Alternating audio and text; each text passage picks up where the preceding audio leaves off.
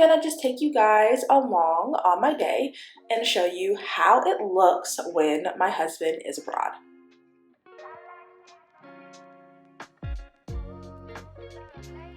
About 9:35 here in the UAE. I just woke up. Usually around this time, everybody is still fast asleep. So what I normally do, I usually just check the security cameras, check the baby monitors, make sure everybody's sleeping, everybody's in bed, fast asleep. And I usually come in. First of all, coffee is the first order of business, regardless. But after that, I usually just, start some recovery, check up on some scores, Team USA, the World Cup is going on. So usually check up on those scores and just sit back, chill, focus on recovery, getting ready for the day, getting ready for practice, and I just go from there.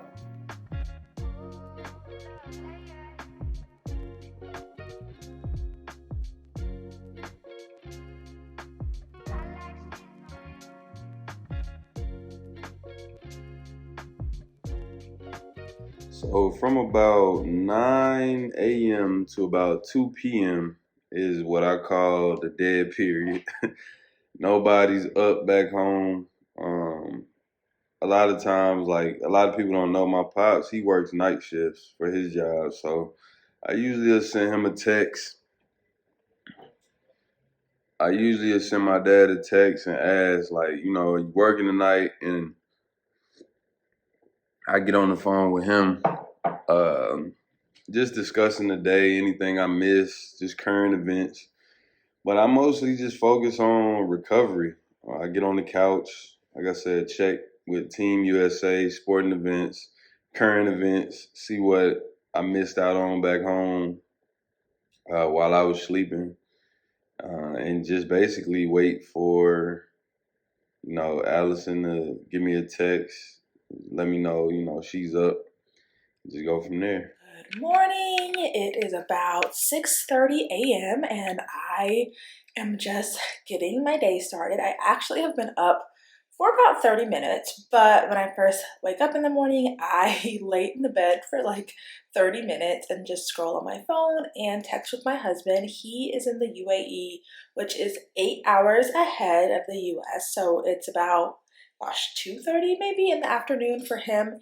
And what we've learned about doing this long distance relationship, long distance marriage thing is that when he is overseas and I am home, we have to be very intentional about like carving out time in our schedules to talk and connect. We pretty much like text all day, but sometimes it can be a little bit tricky because like he'll be sleeping and I'll be awake or things like that. And so this time in the morning is kind of like our time where I'm kid free. He's, kind of just hanging out between practices and we can kind of text and connect. I can tell him what I have planned for the day. He can tell me how his day has been thus far. And so I always make sure that I pretty much text him as soon as I wake up just to, see what he's up to and what he's doing. I'm about to get everything ready for the kids before I get them up and ready for school. And I'm gonna just take you guys along on my day and show you how it looks when my husband is abroad.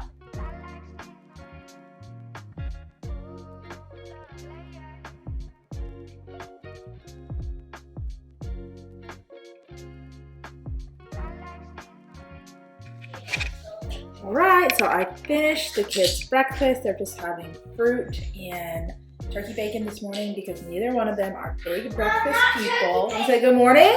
Good morning. How did you sleep? Good. How did you sleep, Jax? Good. Good. Do you guys want to have some breakfast and call Dad? Yeah. Yeah? Okay, come on. All right, so I did all my recovery stuff, ate breakfast. It's about, 2 p.m. here, so that's, roughly 6:30, 6 a.m. back home. So usually Allison's getting up.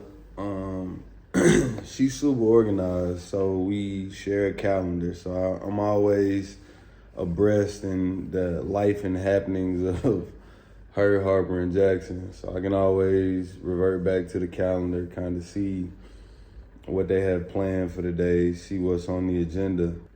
Yeah, she should be calling me any second with one or both of my kids. So on the line. So stay tuned. Oh. Hello. Is it morning? Are you eating breakfast? No, not yet. I'm actually about to eat lunch in a little while. Aya! Hey, big fella. Yes. You ready to go? Yeah. I can't. All right, Harper, can you tell Daddy bye-bye and tell him that you'll talk to him after school? Bye, Daddy. Say, I love you. I'll talk to you after school. Okay, let's go, guys. Have a great day, okay? I love you.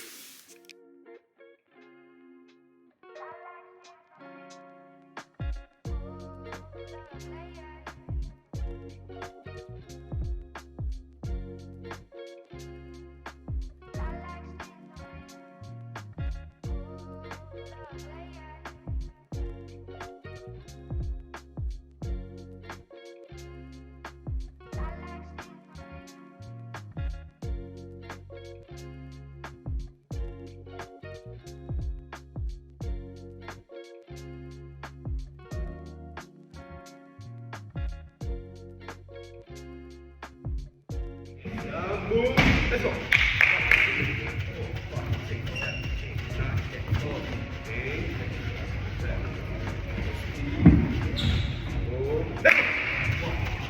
More speed.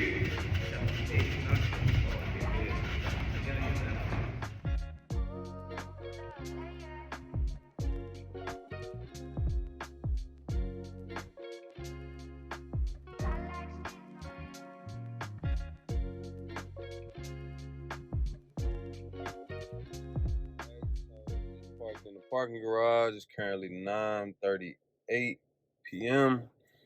Usually around this time back home, the kids will be kind of winding down, getting ready to get out of school.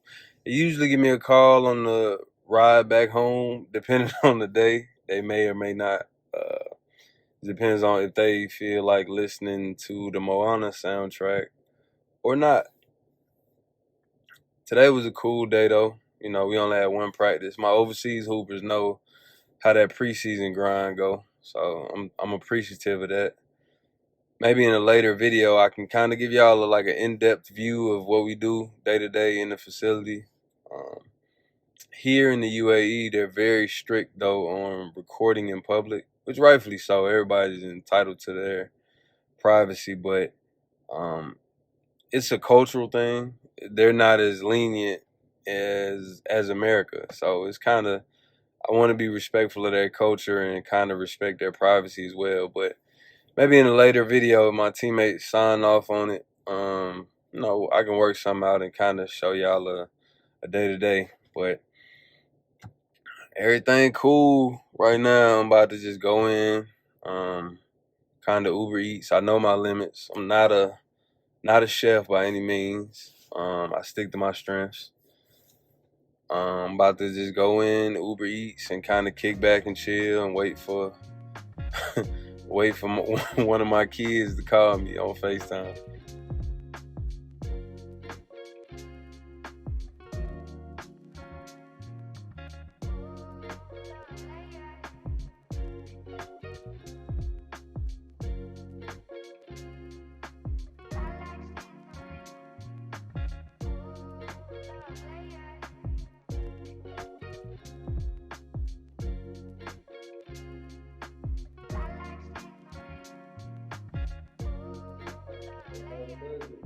As you can see, I'm a homebody. I don't really do too much. I eat, watch basketball, and go to bed. Right now it's 11:48. So around this time, usually the kids are getting ready for bed or they kind of winding down and having dinner. I just did my last FaceTime call with Harper on her iPad, and yeah. So this is my day without the Joneses. So today was a super hectic day. After I dropped the kids off at school, I went to the gym. I got to talk to DJ when I was on my way there. He, of course, had practice, and then after Harper got out of school, she and I attended an event that I had to go to for a brand deal that I'm working on.